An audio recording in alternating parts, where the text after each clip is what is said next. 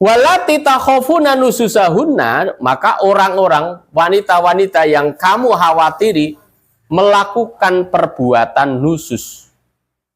Apa perintahnya? Kembali di ayatnya itu.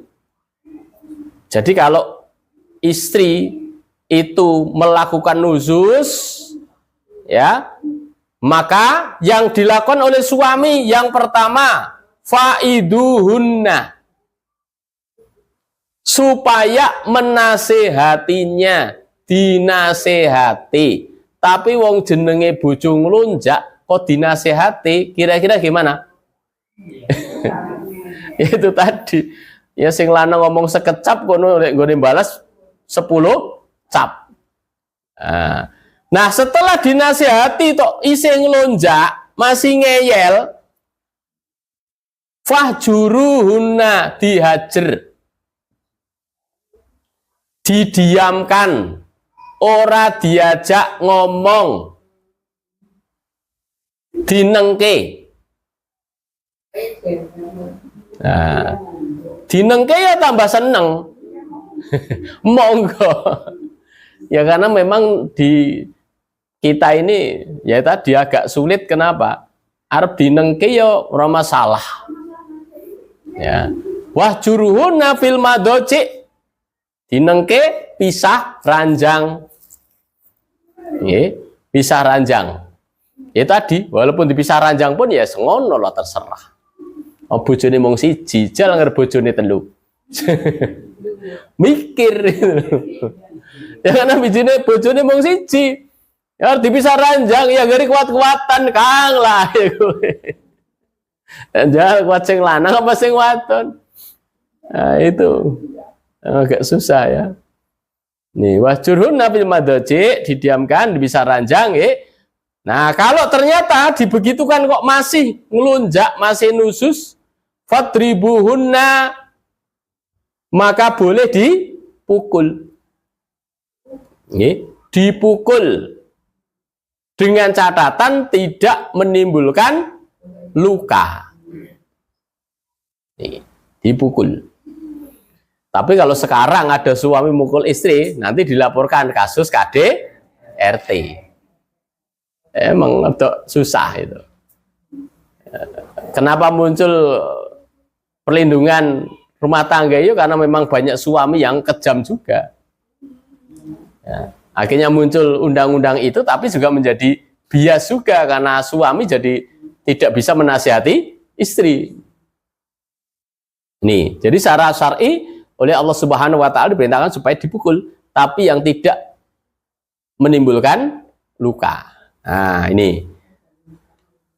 Maka Rasulullah SAW menyampaikan, wattaqullaha fin nisa'i. Takutlah kalian kepada Allah terkait dengan urusan kaum wanita. Ini dasarnya. Jadi mengurus istri itu dasarnya adalah takwa. Fa innahunna indakum awanun. Karena mereka para istri bagi kalian itu adalah penolong, rekan. Ya. Ya, di antara fungsi menikah kan sakinah, litaskunu ilaiha. Ya faktanya begitu. Kalau punya istri yang baik itu suaminya pusing di luar, pulang-pulang adem. Karena ada tempat untuk menenangkan diri. Itu. Tapi kalau istrinya tidak baik, suaminya sudah pusing di luar, sampai di rumah disiram bensin. Murup. Bukannya memberi kesejukan malah nyiram bensin, ya, tambah murup, ya. Nah ini, maka pentingnya punya istri yang baik gitu. Ya, istri itu litas kunu ilaiha, supaya kamu tenang. Nih, anak punya istri, jadi masalahmu yang tadinya kamu pikir sendiri, kemudian ada tempat untuk mencurahkan. Nih, walakum alaihinna ala yutikna ya. Fursakum ahadan takrohuna ya. Walakum alaihinna, dan kamu terhadap mereka para istri itu mempunyai hak Haknya apa? Alla yutikna fursakum ahadan takrohuna.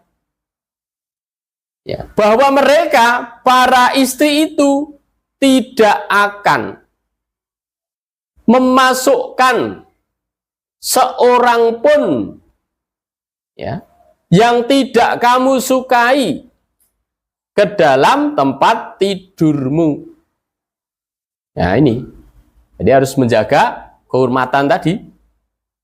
Nih, sehingga kalau secara fikihnya sampai-sampai menerima tamu laki-laki itu harus ada izin suaminya.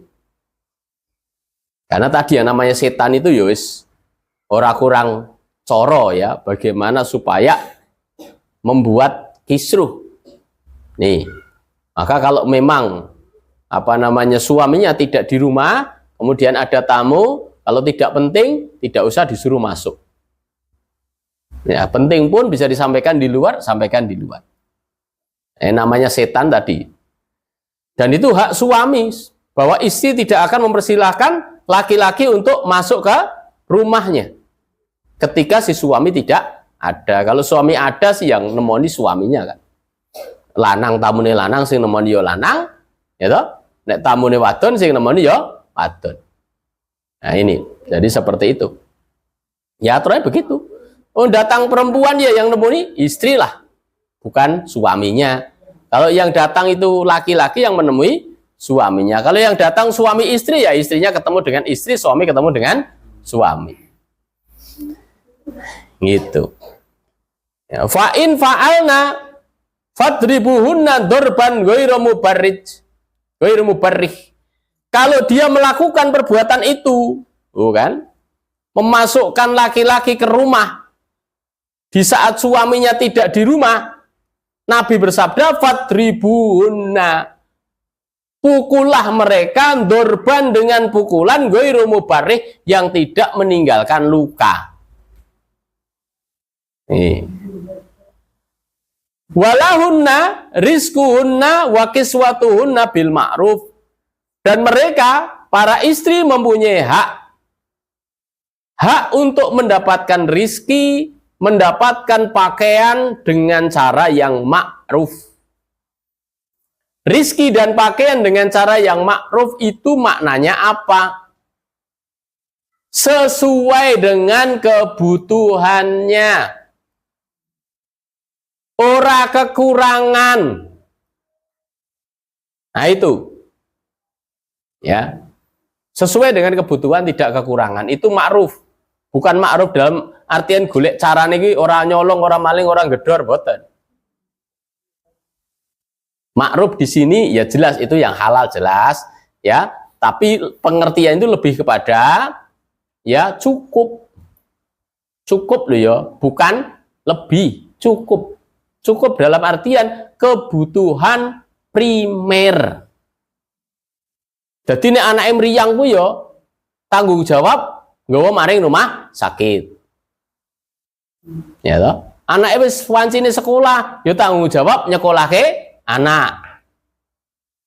Setiap hari makan, ya tanggung jawab kepriye carane madang. Itu namanya ma'ruf. Nek dadi wong lanang, dadi suami amben dina dolanan manuk wae. Ora diurus anake sekolah ya ora dijemput. Ya, bojone pontang-panting buro tandur. Nah, itu namanya tidak ma'ruf. Jadi ini penting. Maka sekali lagi yang namanya suami benar-benar harus punya rasa tanggung jawab. Ibaratnya suami itu bekerja mati-matian supaya apa? Keluarganya bisa tercukupi. Memang harus begitu. Tidak boleh seorang suami kemudian males-malesan, tidak boleh. Terus harus berkreativitas. Cukup segalanya, cukup pendidikannya, cukup makanannya, cukup pakaiannya, ya, cukup papannya. Nah, ini suami harus terus berpikir dan berusaha.